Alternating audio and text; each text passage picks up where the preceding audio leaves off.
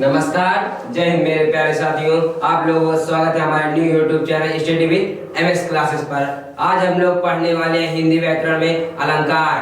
अलंकार होता क्या है, अलंकार कितने प्रकार के होते हैं, आज हम लोग जानेंगे। और मोस्ट इम्पोर्टेंट हमारे कक्षा 10 में आने वाले हर साल 2 नंबर में 3 अलंकार एकदम मेन होते हैं जो हम लोग आज बताने जा रहे हैं। पहला क्या होता है, उपमा अलंकार, दूसरा रूपक अलंकार, तीसरा उत्प्रेक्षा अलंकार। आज हम लोग आपको एकदम अच्छे से निचोड़ कर उसको बताएंगे कि वो होता क्या है। आइए बिना टाइम गंवाते हुए वीडियो को स्टार्ट करते हैं।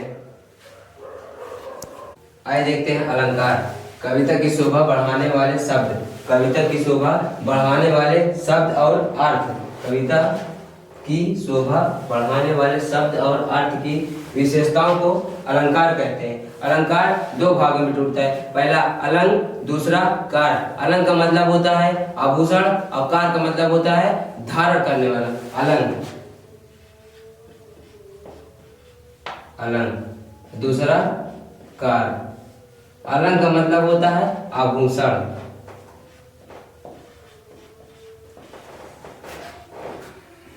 कार का मतलब क्या होता है, धारण करने वाला, धारण करने वाला। अलंग का मतलब होता है आभूषण, कार का मतलब होता है धारण करने वाला। अलंकार, अलंकार संप्रदाय के जनक है आचार्य भामाजी, आचार्य भामाजी।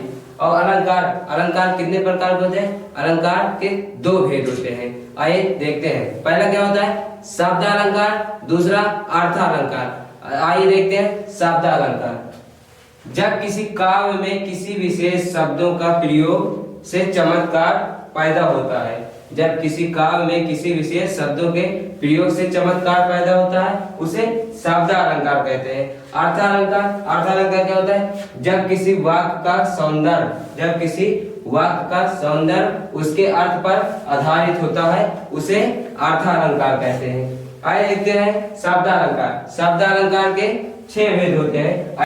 पहला क्या होता है अनुप्रास अलंकार, पहला क्या होता है अनुप्रास अलंकार। दूसरा यमक अलंकार होता है। तीसरा क्या होता है पुनरुक्ति, पुनरुक्ति अलंकार, पुनरुक्ति अलंकार। चौथा हमारा होता है विवक्षा अलंकार, चौथा हमारा विवक्षा अलंकार होता है।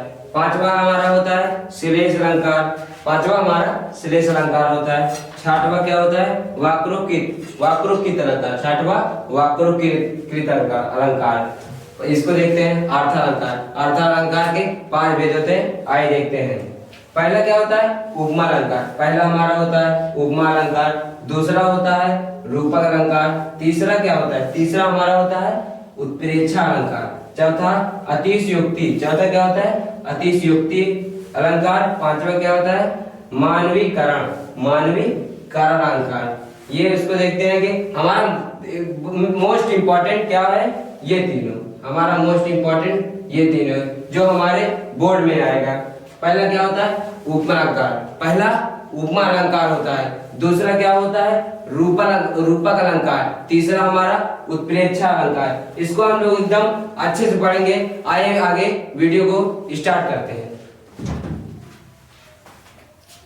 आइए देखते हैं हम लोग उपमा अलंकार। जब किसी व्यक्ति या वस्तु की तुलना, जब किसी व्यक्ति या वस्तु की तुलना किसी दूसरे वस्तु या व्यक्ति से की जाए तो उसे उपमा अलंकार कहते हैं। उपमा अलंकार कहते हैं जैसे कि मार्कर हो गया, मार्कर, दूसरी पेन, मार्कर की तुलना पेन से की जाए तो ये क्या हो गया असमान हो गए, तो ये क्या है उपमा अलंकार। आइए देखते हैं उसका उदाहरण।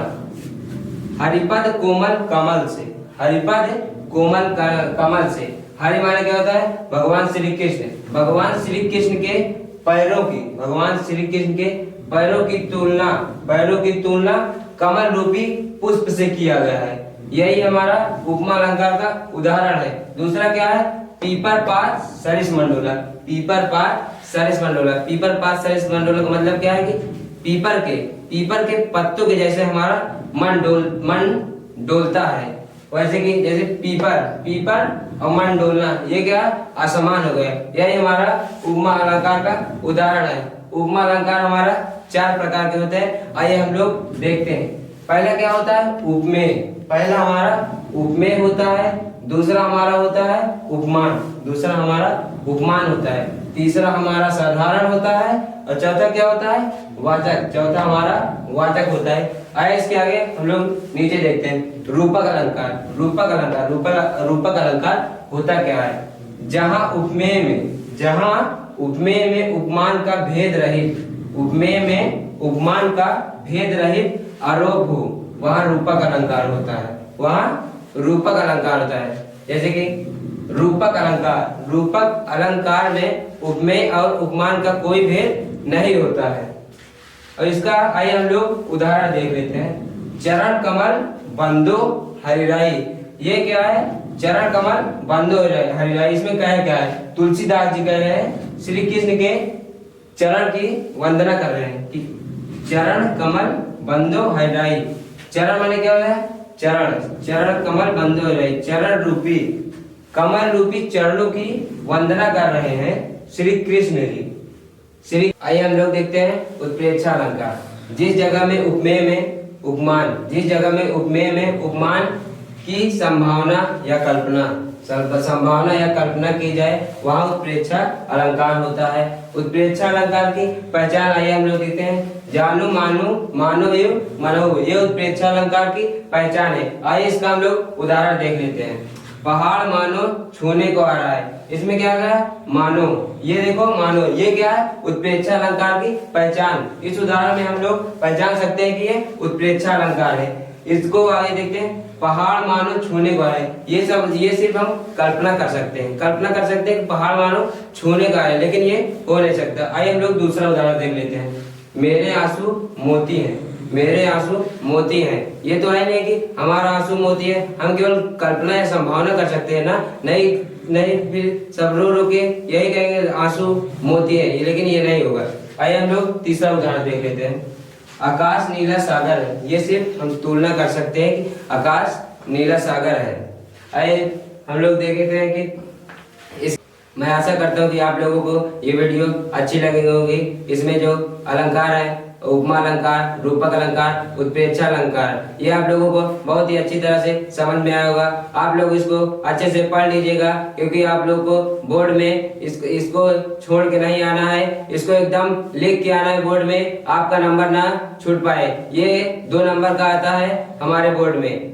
आइए हम लोग आज को इस वीडियो को समाप्त करते हैं। इसके लिए जय हिंद, नमस्कार, बाय बाय।